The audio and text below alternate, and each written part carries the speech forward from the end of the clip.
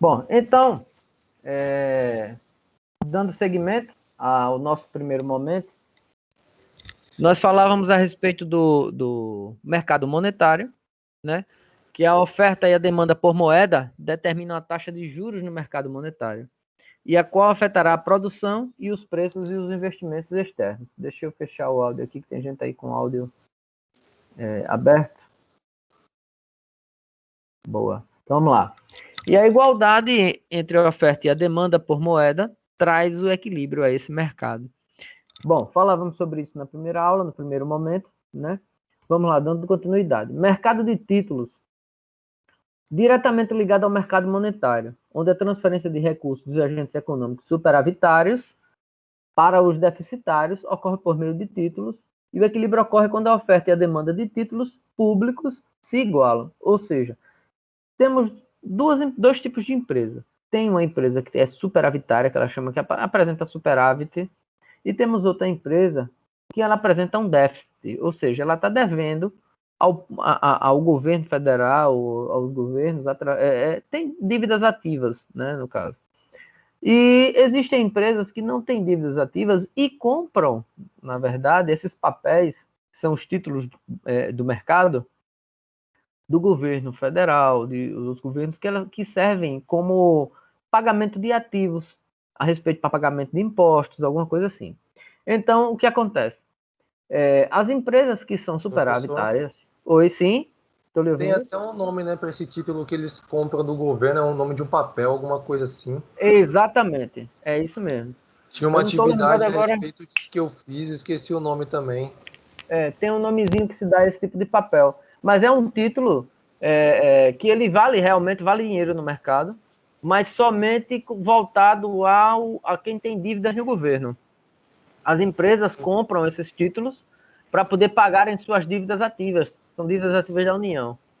Então, eles pegam esses títulos por um preço mais barato no mercado. Por exemplo, eu tenho um título, digamos que eu tenho um título de 100 mil reais, esse título ele só é vendido, só é utilizado para pagamento de dívidas do governo, e eu posso vender esse título a uma outra empresa, para a empresa pegar e fazer um pagamento de impostos ou de dívidas que ela tenha com esse título ao governo federal. Então, é bom para quem vende, é bom para quem compra, e o governo recebe seu dinheiro de volta. Né? Entendi. Outra coisa, vamos lá, mercado de divisas. O mercado de divisas, moeda estrangeira, resulta na transação de cada país com o resto do mundo. A variável determinada nesse mercado é a taxa de câmbio, que sobe e desce de acordo com a demanda e a oferta de divisas no mercado. A gente falou sobre isso na aula anterior, né? A respeito dessa questão de taxa de câmbio, né? Nós falamos sobre isso, que o dinheiro varia de acordo de um país para o outro, em relação que quanto de dinheiro local nós pagamos por uma unidade de dinheiro externo de outro país. Essa seria a taxa de câmbio. Nós falamos a respeito do dólar, falamos a respeito do euro, e assim sucessivamente. Ela se equilibra quando a oferta e a demanda por divisas forem iguais. A participação dos governos nesses 5 mercados pode ser maior ou menor de acordo com a ideologia político-econômica, mais liberal ou menos liberal, de quem toma essas decisões. Ou seja, o governo pode influenciar diretamente, ofensivamente, nesses 5 mercados, ou ele pode atuar, sim, mas sob uma demanda legal, vamos dizer assim, quando ele acha que deve intervir para poder garantir o equilíbrio, ele intervém. Quando ele acredita que que o mercado vai gerar a sua demanda proporcional ao desenvolvimento interno, independente da manobra do governo, ele deixa fluir normalmente. Aí tem as metas econômicas. A questão macroeconômica essencial é como o governo pode fazer com que a sociedade alcance uma melhor qualidade de vida. Vamos mais para frente um pouco. Espera-se que o governo atue naqueles que são objetivos principais em termos econômicos, promover estabilidade de preços e o controle da inflação. O que acontece? Nós falávamos um pouco atrás a respeito do produto interno bruto. E nós falávamos a respeito do poder de compra da sociedade. Então, uma das metas econômicas é segurar a inflação. E a inflação está ligada com a entrada e saída de produtos do país também, né? O quanto nós dependemos de produtos externos, isso influencia diretamente na inflação. Sobre a questão de combustíveis, o petróleo, tudo influencia nessa questão de inflação. E aí vem a questão da meta econômica, que fala sobre a macroeconomia essencial, como o governo pode fazer com que a sociedade alcance uma melhor qualidade de vida. Ou seja, você aumentando o produto interno bruto e segurando a inflação, você garante qualidade de vida para as pessoas que estão dentro do país. O crescimento econômico, que é a maior oferta de empregos, e uma distribuição mais justa de renda, além de alcançar equilíbrio nas contas externas, que são elas: metas produtivas, metas inflacionárias, metas distributivas, metas externas, que nós vamos falar sobre cada uma delas, né? Nós falamos metas produtivas, metas inflacionárias, metas distributivas e metas externas, né? Como nós estávamos falando de produto interno bruto, ele vem aqui nesse texto de cima e coloca o seguinte: o crescimento econômico, que ele está diretamente ligado com o poder de compra da população, de acordo com o produto interno bruto aumentado, e uma distribuição mais justa de renda. Ou seja, tanto as pessoas podem pagar mais, né, quanto existe uma distribuição melhor, quanto existe uma geração de empregos maiores dentro desse mercado, já que o governo ele garantiu que não haverá inflação e aumentou a taxa de produtos, a produtividade do Brasil. Além de alcançar o equilíbrio nas contas externas, que são elas? Aí falamos sobre metas produtivas, metas inflacionárias, metas distributivas e metas externas. Metas produtivas: crescimento da atividade produtiva e do emprego. Metas inflacionárias: manter a inflação sob controle. Então, o que acontece? Quando nós falamos das metas produtivas, é justamente a geração de emprego, né? É você buscar métodos de gerar empregos diretos, porque na hora que você gera emprego direto, você gera empregos indiretos e você causa uma melhor distribuição de renda na sociedade. Metas inflacionárias: segurar a inflação.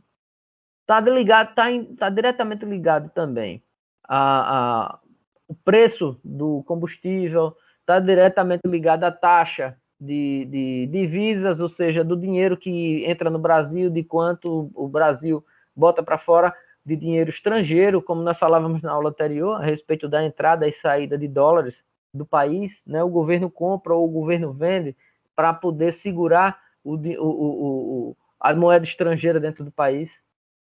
Tem as metas distributivas: melhorar a distribuição de renda da população, falávamos sobre isso agora. Metas externas: equilibrar a entrada e saída de divisas, exatamente. Na hora que você equilibra a entrada e saída da divisa, você volta para essa questão aqui de você segurar a meta inflacionária, né? A inflação está diretamente ligada justamente com essa questão das metas externas, de equilibrar a entrada e saída de divisas, de dinheiro externo, né, dentro do país. E tem o trade-off. Na economia, um termo muito usado para descrever algumas situações é trade-off. Significa nada mais do que escolher uma coisa em detrimento de outra. Isso, na verdade, a gente já faz no nosso cotidiano. Eu vou falar um pouco sobre isso daqui a pouco, mais à frente. Um país que precisa elevar os juros para conter a inflação faz um trade-off. Ele precisa elevar os juros para conter a inflação. Uma empresa que opta por aumentar o preço de um produto para assegurar um determinado nível de qualidade na matéria-prima também faz um trade-off. Ou seja, ela escolheu um ponto de vista abrindo mão de outro ponto de vista. O que foi que a empresa fez aqui? Ela garantiu que ela está comprando uma matéria-prima de primeira qualidade para que o seu produto fique com um acabamento superior. Em detrimento, ela repassou o preço para o seu cliente final. O que acontece geralmente? Acontece geralmente das empresas mesmo do mercado, eles enxergam um outro distribuidor de matéria-prima com preço mais em conta e, em contrapartida, a qualidade do seu produto baixa. Então, assim, você vende a mesma quantidade, mas a qualidade do seu produto é inferior, o tempo de vida útil do seu produto diminuiu, né? O consumidor estava acostumado com a sua qualidade, realmente ele vai ter um outro nível de qualidade, ele vai ter um outro nível de visão, e aí o seu nome vai ficar ameaçado no mercado. Então, assim, muitas vezes as empresas, o que é que elas fazem? Aumentam um pouco o preço para poder manter a sua qualidade. Trade-off é uma situação que acontece quando dois objetivos não podem ser alcançados simultaneamente, e um deles tem que ser sacrificado em benefício do outro. Trade-off mais característico, mais importante da economia é aquele do crescimento econômico e o controle da inflação. Quando a gente reduz, quando a gente vai buscar reduzir a inflação, o crescimento econômico é prejudicado. Ao estimular o crescimento, a inflação também será estimulada, obrigando o governo a escolher qual meta vai ser priorizada naquele momento, a produtiva ou a inflacionária. Interessante. Podemos utilizar a ideia trade-off em nossa vida pessoal. O que é que vocês acham? A gente consegue estudar, ter essa questão do trade-off na vida pessoal?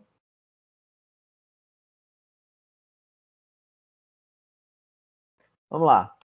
A resposta seria sim, né? Na verdade, a gente consegue trazer essa ideia de trade-off à nossa vida pessoal, à nossa finança pessoal, né? A gente tem que abrir mão de alguma coisa e guardar, vamos dizer assim, a gente precisa guardar e investir hoje pensando em algo no futuro, né?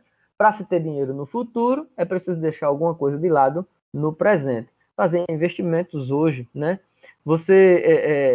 Eu já dizia, tem uma parábola na Bíblia muito interessante, que depois vocês podem procurar, parábola dos talentos.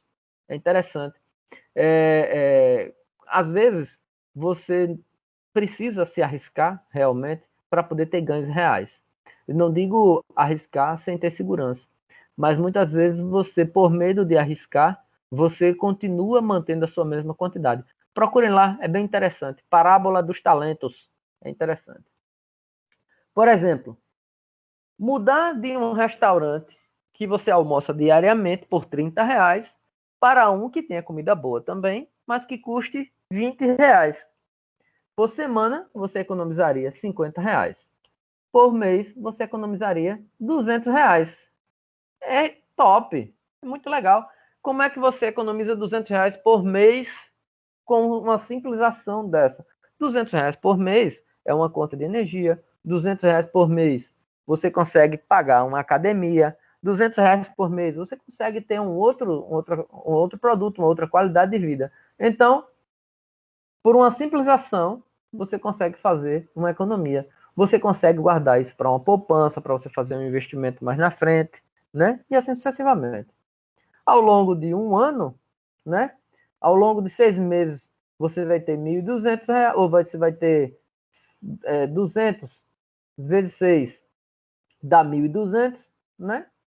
E ao longo do ano, dá R$ 2.400 de economia, somente trocando, diminuindo no valor do almoço, mudando do restaurante, mas mantendo o mesmo sabor. Vamos lá. E políticas macroeconômicas. Para atingir metas, o governo executará as políticas macroeconômicas, ou seja, ações com objetivos macroeconômicos são classificadas em 4 tipos. Política fiscal, relativa aos gastos e receitas tributárias do governo. Política monetária, o governo atua nas condições de oferta, de demanda de moeda e nas taxas de juros. Política cambial, ações governamentais relativas à cotação da moeda nacional em relação a outras divisas. Deixa eu ver aqui rapidinho.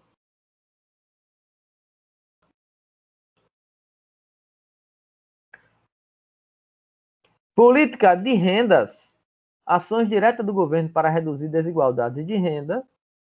E nós temos aqui o tripé econômico. O Brasil, ele optou por esse tripé macroeconômico para atingir as metas. Hoje em dia nós atuamos do seguinte: o tripé macroeconômico agrupa um conjunto de políticas que ajudarão o país a alcançar a estabilidade econômica. Ações diretas do governo para reduzir a desigualdade da renda. Composto por, primeiro, não intervenção no mercado de câmbio, referente à política cambial do país. O que acontece? O país ele não interfere, não tem ativamente essa intervenção no mercado de câmbio.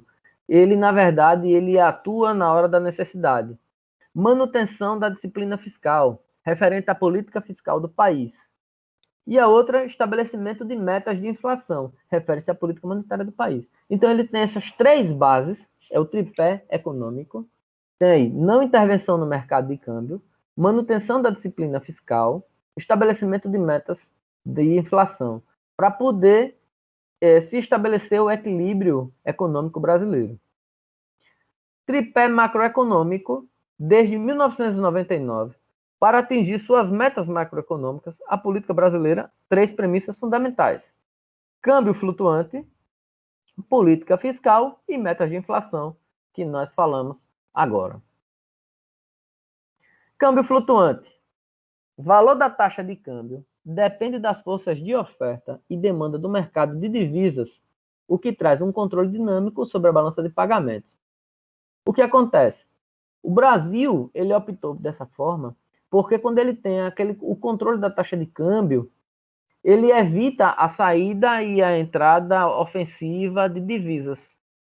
E ele, dessa forma, ele traz o controle dinâmico sobre a balança dos pagamentos.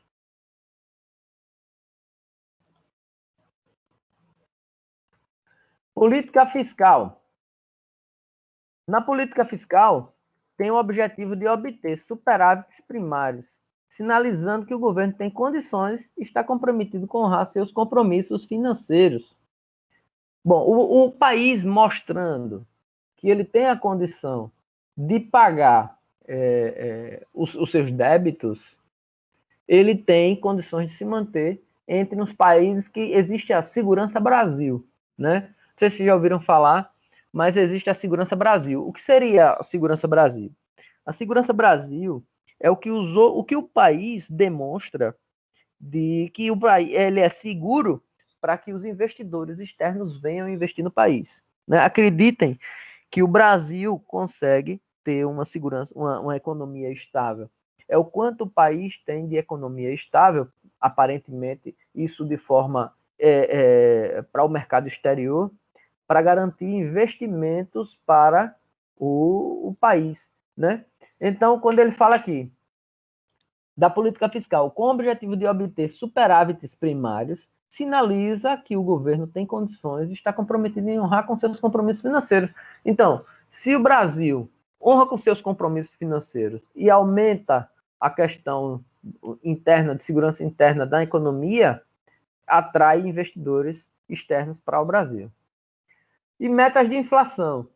O governo publica metas para a inflação e se compromete a alcançá-las, usando principalmente a taxa de juros para impedir a inflação elevada. O que acontece? Quando o Brasil ele quer expandir a compra, mas ele